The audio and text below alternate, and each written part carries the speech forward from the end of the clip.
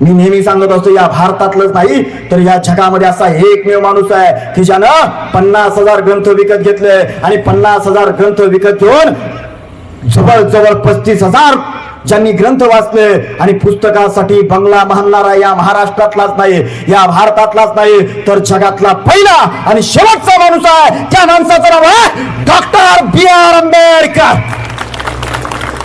Doctor B.R. Ambedkar. ज्याचा रुबाब राजेशाही, सुटा बुटात रोजच राही. ज्याचा रुबाब राजेशाही, सुटा बुटात रोजच राही. जगात गाजा बाजा, ज्याचा जगात गाजा बाजा, भीमराव एकच राजा.